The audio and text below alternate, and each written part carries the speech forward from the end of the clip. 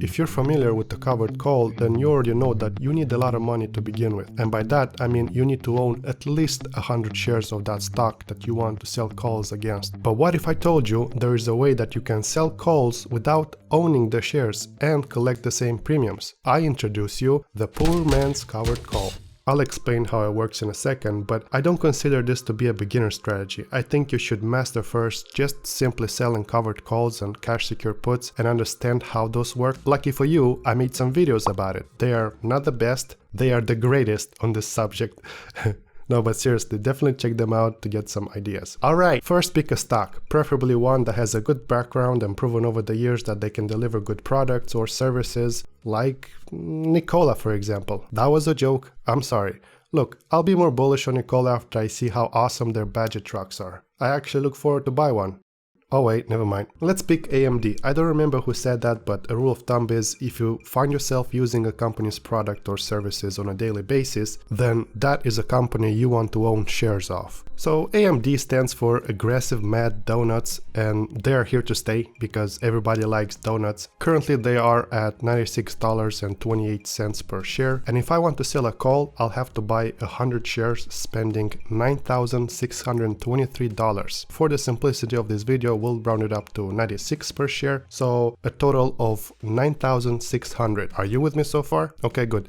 Now, for a poor man's covered call, we need to buy a call first. A call that will expire in a few months and it's deep in the money. In the money means the strike price is below the current stock price. Let's take a look here on contracts expiring April 16th, which is about 5 months from now. And the strike price with delta ideally as close to 1 as possible, but something above 0.80 is good for me as well. So I got my eye on the $75 strike price for a premium of $2,448. Remember, I am buying this call, so I'll have to pay this amount. The delta on this option is 0.82. Why is delta important? Because that's gonna mimic owning 100 shares of this stock. If AMD goes from 96 to 97 per share, goes up $1, right?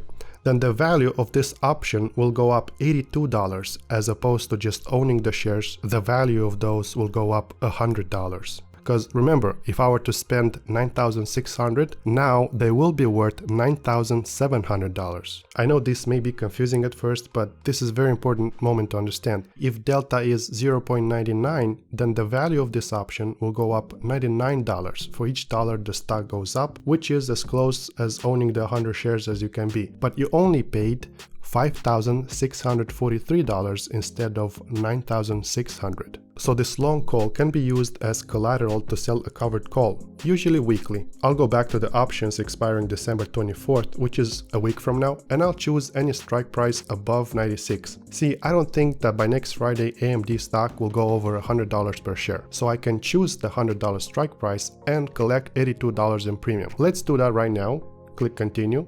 One contract, it actually increased to $84, very nice. Now review order, everything looks good, and our 2 option strategy was filled.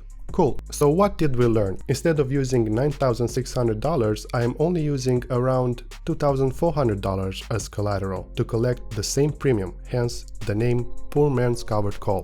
By the way, if you like this video and subscribe, there's no collateral. Just saying, it's free.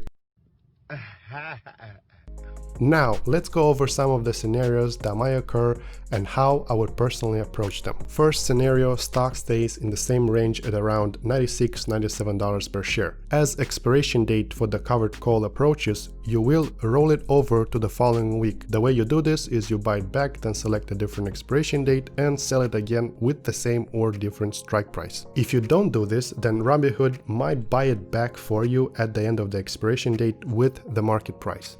Second scenario, stock goes way above our covered call, say $115. Then you would close this whole strategy with a decent profit. Even though our covered call has increased in value and we might pay more to buy it back, we actually made more money from our long call because it has a higher delta. That was not confusing at all, I know.